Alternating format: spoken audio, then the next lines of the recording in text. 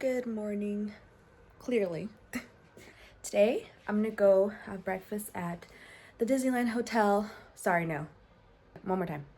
Today, I'm going to go have breakfast at the Grand Californian, which is another Disneyland hotel.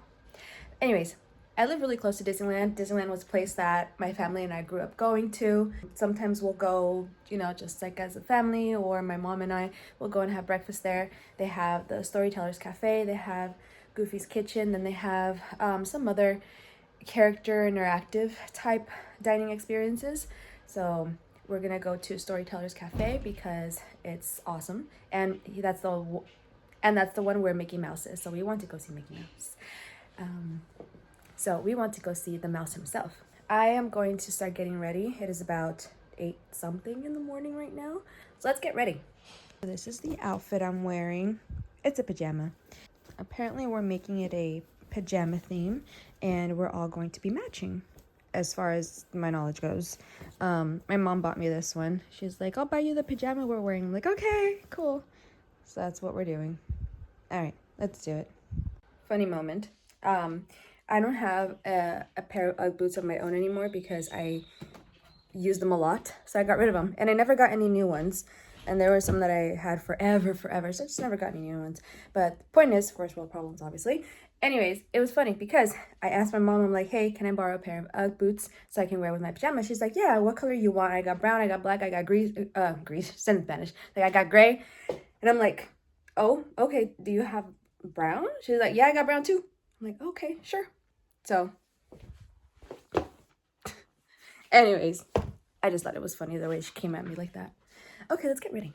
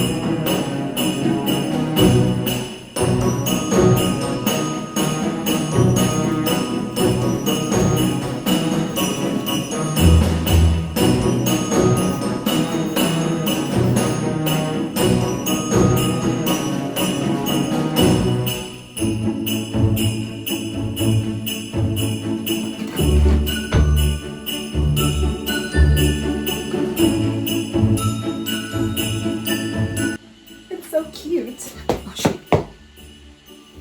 You didn't see that. I have a little thingy here to fix. This is what we're looking like.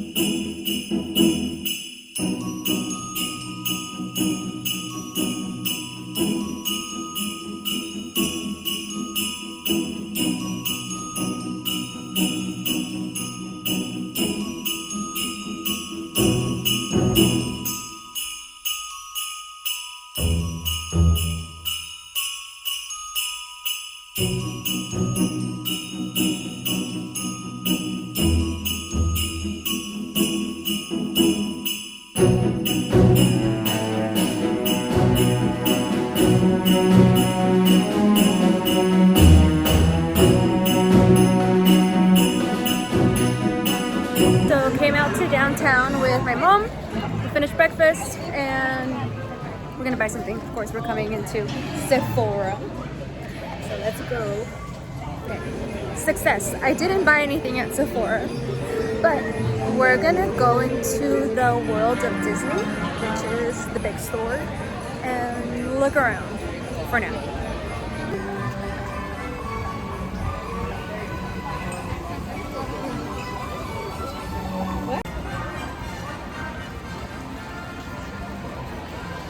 When I would come here to Disneyland, I would always, not always, I would get a mug a lot of the time. So I wanted to have a really, really extensive collection. More mugs. More mugs. This lunchbox is so adorable. Oh my goodness. Ah, I can't put it back. Okay, it's been a minute, but someone explain this one to me. Why does Buzz look like this? I'm not familiar. I got lost and couldn't find the plush Woggle because they changed it from this side to that side. I had also started collecting these little shoulder buddies, but this is when I had a pass. I had Yoda, I have Groot, I kept Groot, but I wanted to collect as many as I could, then I stopped. I also had Remy, I had a Porg. Yeah. Is it? Tinkerbell's a little funky though. Disney, do better.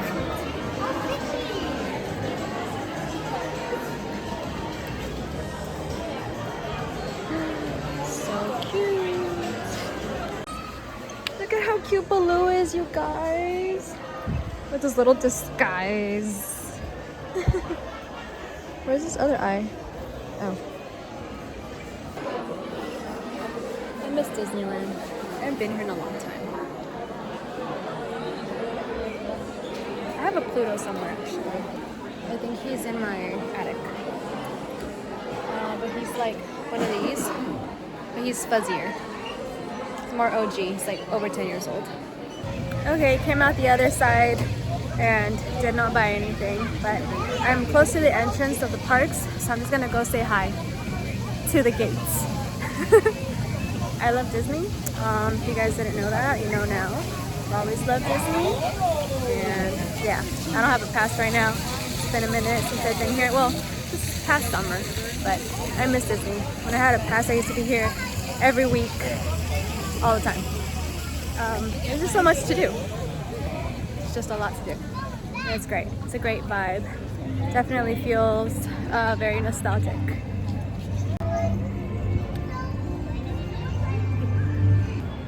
Hello, Disneyland.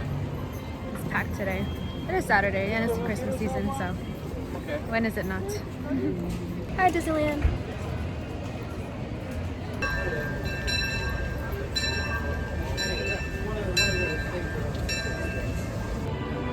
Disneyland entrance. Disney California. And actually, when they first made it, they had the letters California, like giant letters. I have a picture. I wonder if I'll find it one day, but giant letters California spelled out here. And yeah, they took them out. Walking back. Look at how stunning this looks. This is part of the hotel. Dog on duty. Okay, well, this lighting is not it. Better. Just waiting for my car. And then we'll go. Alright, I am home and it's a little later in the day now. So after I left downtown Disney, I did go to the mall for a little bit, but I didn't find anything. And then I got food after, again, because it's already a few hours after, and I was like, okay, I'm kind of hungry, so I'm gonna go get something. And then I came home, hung out, and now we're here. But I just wanted to talk a little bit about my experience last year when I still had emetophobia versus this year when I went to the exact same place. So last year I was in the middle of my recovery. Actually, I was at the very beginning of starting to recover. And one of my challenges was that I set for myself was I'm going to go to the Disneyland Hotel to have breakfast with my family.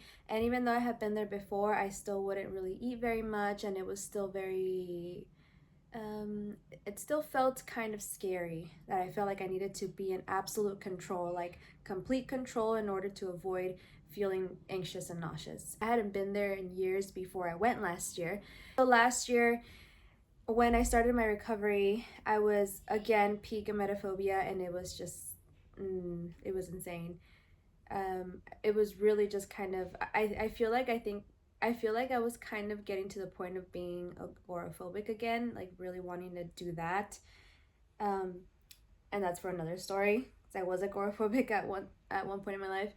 But I was like, okay, I'm gonna go and see what happens. The point was to go to the breakfast, just go, show up basically. The point was to not flake like I used to. I used to commit to things and then flake all the time because I wanted to be in control, and then I would commit to them knowing I probably was going to flake anyway because I wanted to feel like a sense of normalcy, that I was like okay to go do something, and then last minute psych myself out and be like, okay, well, you know what, it's probably not going to be it's probably not going to be fun, so I'm just not going to go. So last year, it was probably about exactly a year ago, I didn't feel scared.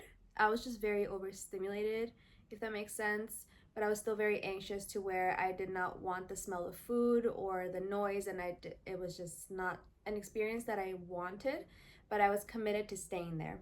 So I stayed and I grabbed food, but I didn't eat it. I just kind of picked at it and moved it around my plate. I got a yogurt, which I wouldn't normally do, but it was interesting because it was a little bit of a different perspective that I had then. However, I still behaved the same way. And I think it was because I had in mind that it was temporary, that I would be feeling that way and I was getting better. This was just kind of like part of a little bit of a challenge for me. And I accomplished what I set out to do, which was to show up, and that's it with my family. So then we fast forward a year. I've overcome emetophobia, worked on my anxiety, social anxiety, self-esteem, and on all of those things. And today I woke up, I was very excited, not an ounce of anxiety. I got food. I enjoyed the smell of the food in the restaurant. I didn't mind the noise at all. It was a complete 180 of what it felt like last year because I knew that I didn't need to be in control. I was just excited to enjoy a new scenery and a whole new vibe. And I knew that I was going to be okay no matter what because I could do it and it was possible. So yeah, and as you see, I also went and enjoyed myself in downtown for a little bit with a lot of people away from home. After having eaten, there was valet and everything, so I had to wait for my car. I couldn't just run to my car if I wanted to and things like that. So the difference is extreme. It's a whole 180, like I said, but it's definitely very, very rewarding to see that all the work that you put in has truly brought its fruit. So I thank God for that for sure. And without the work, then nothing happens. So something that I hear all the time is like nothing changes and nothing changes. So if you're in the middle of your recovery and you're wanting to recover, just understand that if you keep doing the work, meaning you keep changing the narration of your experiences, things are going to change. The only reason why you became emetophobic was because you started thinking that way and you repeated it, you believed it, you built it basically into a habit. So you have to rebuild how you think starting from scratch, meaning think of new things that are good, things that are helpful, and repeat them and believe them to yourself. Because when you started having those emetophobic thoughts, you believed them with all your heart. You believed them to be true even if they weren't true. So same thing. You tell yourself the truth of the reality that you're living in, and you believe them with all your heart, and then you start living them as well. That would pretty much be the gist of how you overcome emetophobia. But there are other elements to work on, of course, which is your self-esteem, social confidence, and such. And with that, my link tree is now on my YouTube. I am an emetophobia recovery coach now, so if you're interested, you can always go there, take a look at what's on my website. You can contact me when you're ready, and then also, and if not, then just ask me any questions in the comments. I would be very happy to answer them. Okay, so that's it for this video. It's very, very short, but I hope that something that I've offered today is of help. And if not, let me know, ask me any questions. I will be happy to answer them, as I had just said. Sorry. But anyways, like and subscribe, and then just keep following for some more adventures of what my life is now like without emetophobia. Okay, bye.